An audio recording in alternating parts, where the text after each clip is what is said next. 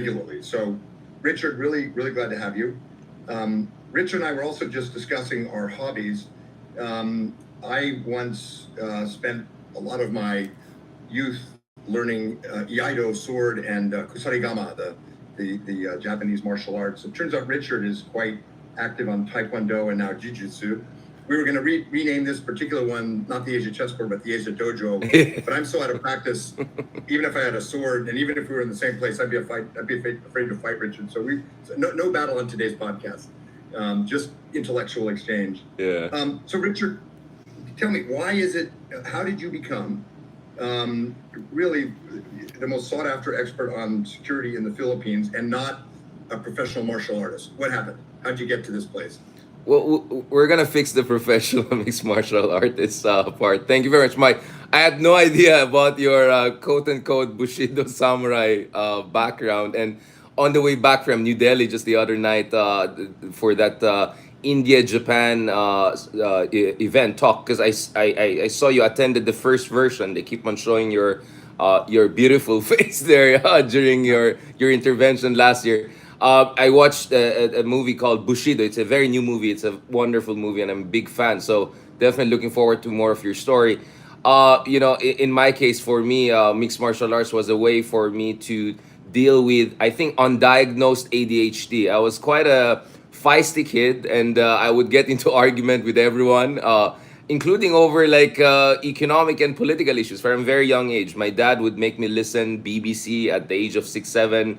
So the Gulf War, events all around the world. That's how I got exposed to geopolitics at a very, very young age. And mixed martial arts was for a way for me to tone down that sense of restlessness that I had from a very, very young age. And I'm not sure it really helped. I think I'm just sublimating it in a very Freudian sense into all of these thousands of articles and writings and everything I've been doing over the past decade or so. On a more serious note, actually, I got into the South China Sea issues, into Asian geopolitical issues, in different capacities, obviously as a researcher, as an academic, but also because more than 10 years ago, in the early 2000s, before the Scarborough event, I was a kind of a junior staffer working with a couple of very brilliant legislators in the Philippines, whether it's Dr. Walden Bello, a very progressive thinker, and also late Senator Miriam Defensor, one of the smartest and most eloquent senators out there. So I work with pretty feisty people, and these feisty people believed in me in a very young age and sought my advice. So me, in my own pretentious ADHD way, said, I'm going to justify this. So I read everything I could read on South China Sea, Asian geopolitics, and obviously Philippine politics and history, which is, I'm still a student of those topics. And from there, I just realized, Mike, I mean, there are wonderful people like you, among others, who have been writing on this region. Your fantastic book on America's foreign policy here and all. But in all, all due respect to my colleagues, in the region, in the country, etc., I think we need more voices from our part of the world, and not to mention, of course, from the younger generation. So, I'm not. I know this is gonna sound pretentious, but I always felt this sense of mission and this sense of also pressure that there has to be more of storytelling, but also more of analysis coming from within the region. In as much as obviously there are brilliant people like you, Mike, giving fantastic commentaries, very nuanced commentaries on our part of the world. Well, look, you're doing exactly that. And just from a parochial American interest point of view, this region is going to be more stable if the multipolarity of power is harnessed and if there's more agency from the Philippines, Korea, Indonesia. And for that, you need voices. You need strategic voices. So that's why it's such a great pleasure to have you on. And I'm not just saying that because I'm afraid of your Taekwondo skills. Let's start big picture a little bit. When I think of the Philippines geopolitical situation, I think of Trotsky, who famously said, "You may not be interested in war, but war is interested in you." Yeah. That's where the Philippines sits. Yeah. But how does it look from Manila when you look out at the broader?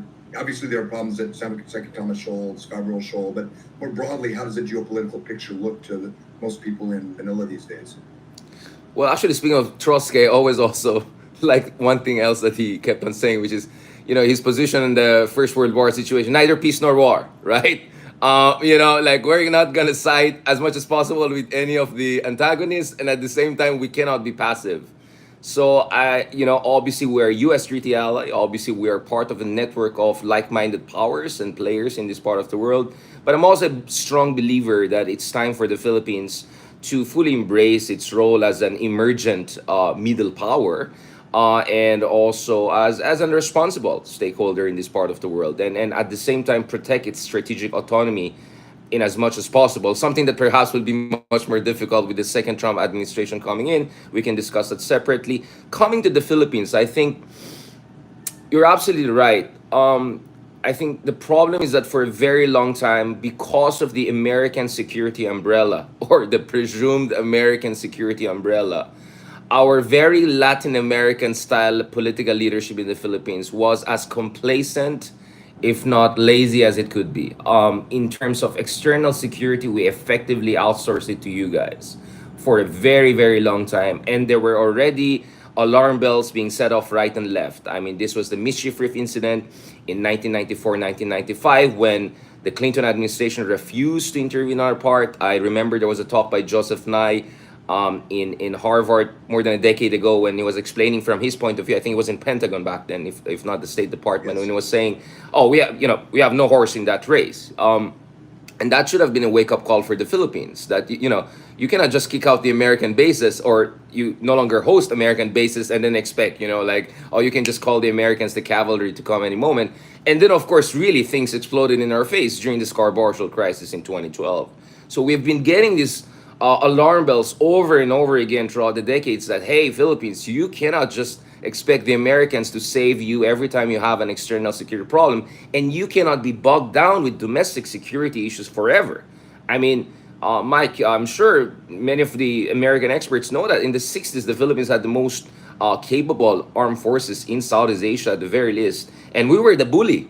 We were the little bully here, which is, in fact, in the 1970s, we were the first one to build the first modern airstrip in the area in 1977. Marcos Sr., the father of the current president, he oversaw military construction activities. The Vietnamese, the Malaysians, even the Chinese were picked by us. They were scared of us. So Henry Kissinger had to come up with this idea of essentially strategic ambiguity. Do not allow this pesky Filipinos use our mutual defense treaty to bully everyone else. We're going to get dragged into problem, right? And that strategic ambiguity will obviously be carried all the way to the Obama administration, and something that you have also covered in your works.